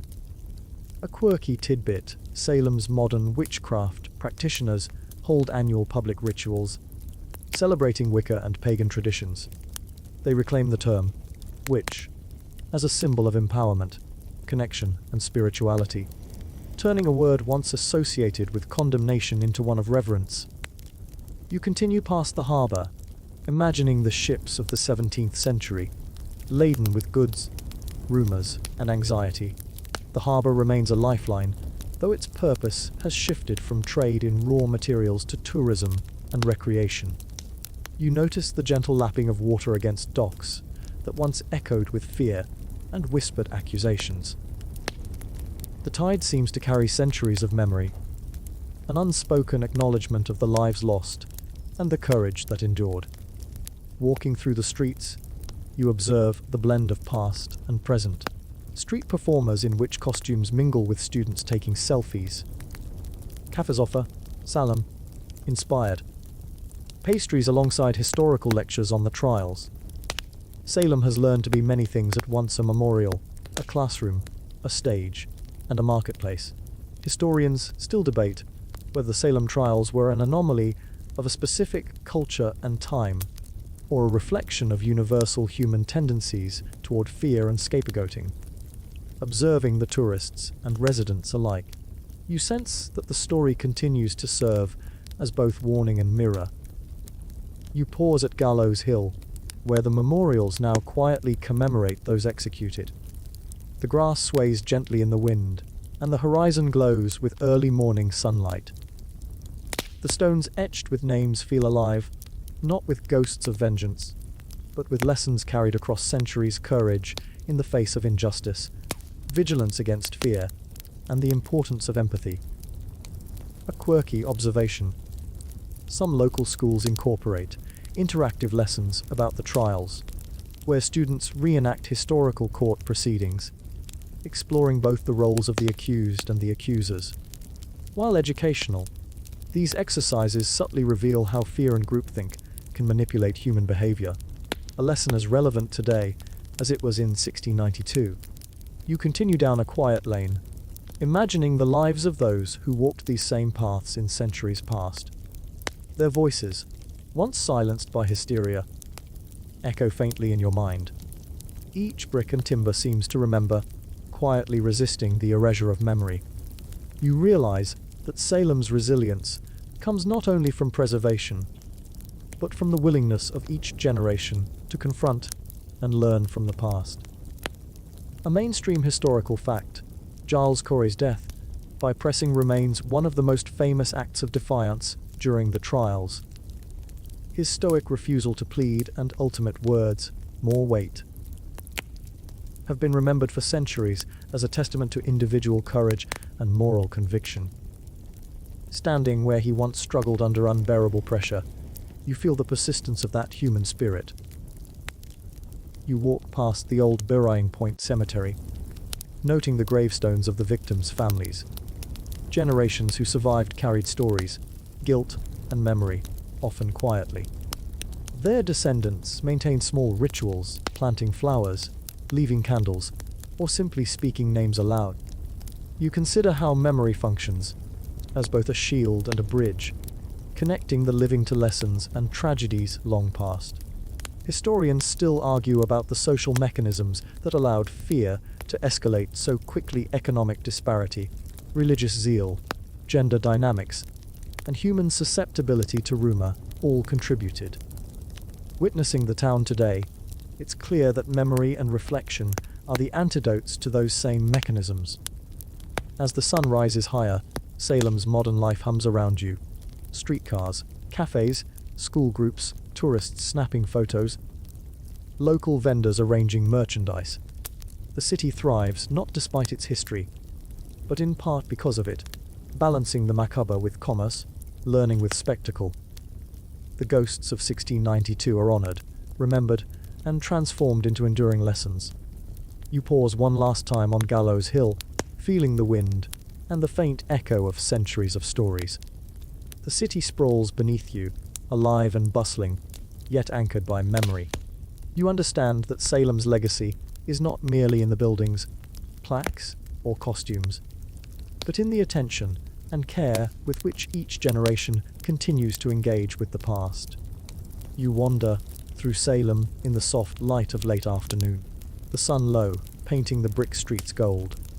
Tourists meander past cafes, gift shops, and guided tour groups, their chatter blending with the distant calls of seagulls over the harbour. Despite the modern bustle, the town's past hums beneath your feet. Faint but insistent, like the echo of a heartbeat you can't ignore.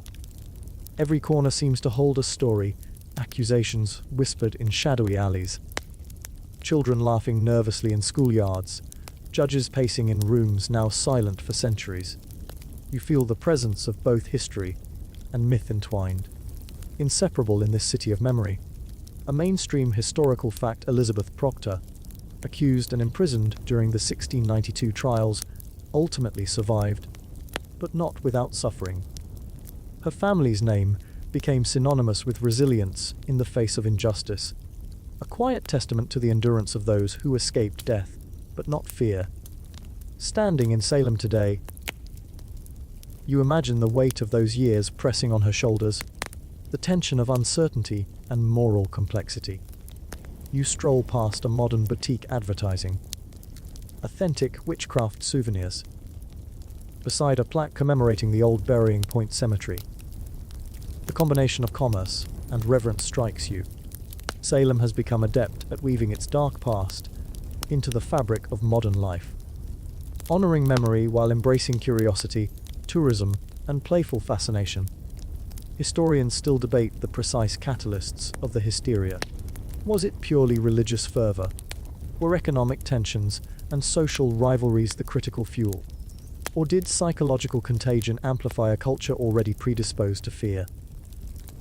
Likely, it was all of these, interwoven in ways still debated. Observing the streets today, you can see how the echoes of fear have been transformed into lessons, performances, and education. A quirky tidbit: in 2004, a local entrepreneur introduced haunted history tours, where guides narrate both historical facts and local ghost stories. Visitors carry lanterns and follow paths that once led to jail cells, gallows, and private homes. The tours blend history, legend, and entertainment. Modern Salem's acknowledgement that myth and reality coexist in complex ways. You move toward the Peabody Essex Museum, where artifacts from the 17th century sit behind glass quills, ledgers, a small iron chain used to restrain prisoners.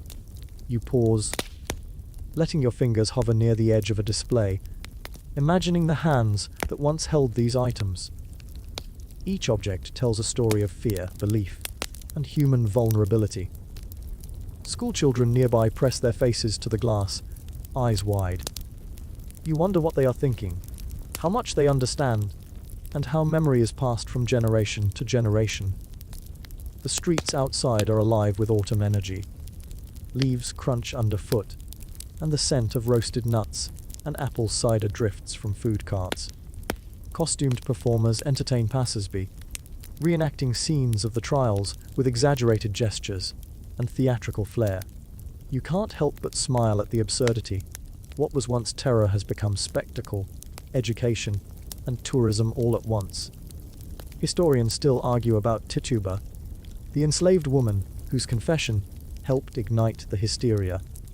Some suggest her story was fabricated under duress. Others argue she was scapegoated due to her social status and racial identity. Whatever the truth, she remains central to the narrative of Salem, symbolizing both oppression and resilience. You stop at Gallows Hill, where the memorial stones glint in the fading sun. The grass sways gently, and the city below is bathed in a warm, soft glow. You imagine the executions that once occurred here, the fear that rippled through the town, the silent prayers of families. Standing in this space, you feel a quiet reverence, a recognition that the lessons of human behavior, fear, accusation, courage, and endurance, are still relevant today. A quirky note: local artists often leave small charms or painted stones at the memorial, a subtle blending of folklore, remembrance, and community engagement. Each token carries the hope that memory remains active and respectful, even centuries later. You wander toward the harbor, the reflection of the sunset dancing on the water. Ships glide silently, echoes of centuries, old commerce lingering in their wakes. You imagine the original merchants, sailors, and townsfolk carrying rumors, fear, and trade in equal measure. The harbor feels alive, a place where history and present-day existence meet, where memory drifts like fog across the waves. You stroll past a small school group, performing a short reenactment of the trials. The children read lines nervously, but with remarkable focus, embodying both accusers and accused. Observing them, you feel the cyclical nature of human learning. The past teaches, stories engage, and empathy grows when people participate actively in remembrance. Historians still debate whether Salem's legacy has been preserved accurately through the centuries, or if popular culture has distorted the events. Perhaps both are true. History survives because it is remembered, questioned, and sometimes dramatized. Salem has learned to hold both perspectives simultaneously, the sobering and the performative. You pause on a bridge overlooking the harbor, listening to the water lap against wooden pilings. The air is crisp, carrying both the scent of salt and faint traces of candle smoke from nearby memorial ceremonies. You think about the courage it takes to endure fear, to maintain conscience under pressure, and to pass stories faithfully through generations. The ghosts of 1692 no longer seek vengeance. They demand attention, reflection, and understanding. A quirky modern observation during Halloween, even the local fire department participates in ghost tours, using lanterns to guide visitors safely along historic routes.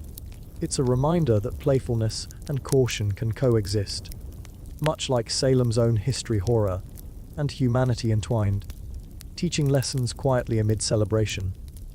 Walking back into the city, you sense the town's rhythms settling into evening. Lights twinkle, the fog begins to lift, and shadows stretch across streets and storefronts. You realize Salem has achieved a rare equilibrium. The past is honored, the present thrives, and the lessons endure. Memory is alive, and it is active, carried not only in stone and artifact, but in the ongoing engagement of people who listen, learn, and reflect. The wind shifts, carrying soft laughter, the distant ringing of a church bell, and the faint whisper of history. You pause, breathing it in, feeling centuries of stories settle like a soft blanket around your shoulders. Salem has survived, evolved, and transformed fear into a living, breathing lesson. And in that moment, you understand the town's spirit persists because it remembers, and because the living continue to honor the past with attention, care, and imagination. You walk through Salem as twilight deepens, the air crisp and scented faintly with salt and smoke. The streets glimmer with lamplight, reflecting off cobblestones still etched with centuries of footsteps. You pass tourists, costumed revelers, and local residents who move quietly, a blend of ordinary life and performative memory. The city hums with its own pulse, one that acknowledges its history without being entirely consumed by it. Each step you take seems to echo faintly, as if the town itself remembers your presence. You pause at the Peabody Essex Museum, where a special exhibit showcases the personal belongings of those accused: quills, letters, modest clothing. You imagine the hands that held these items, trembling under fear, shaping ink on paper with desperation and hope. These objects are silent, yet they speak volumes about human vulnerability, resilience, and the enduring impact of injustice. A mainstream historical fact. The Salem Witch Trials officially ended when the remaining prisoners were released in May 1693. Compensation was gradually offered to victims' families, though many scars, emotional, social, economic, persisted. The trial's conclusion did not erase fear or guilt, but began the slow process of communal healing. You continue to Gallows Hill, now a peaceful park lined with interpretive signs and memorial stones. The wind rustles through trees, and the faint cries of gulls echo over the harbour.